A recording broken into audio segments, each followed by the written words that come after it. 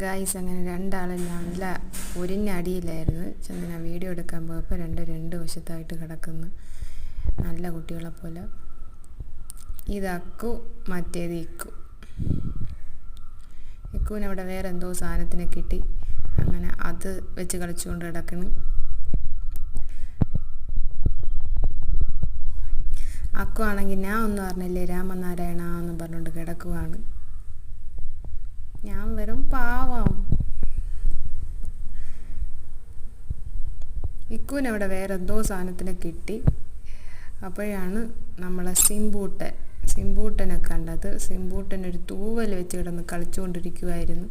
അതിനെ ചെന്ന് ഓടിച്ചിട്ട് പിടിച്ച് അതിൻ്റെ കൂടെ അടിയായി. ഇവർ ഫുൾ ടൈം അടി തന്നെ.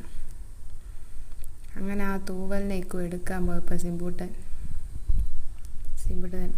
മാറി നിൽക്കടാ എന്ന് പറഞ്ഞാൽ അതിനെ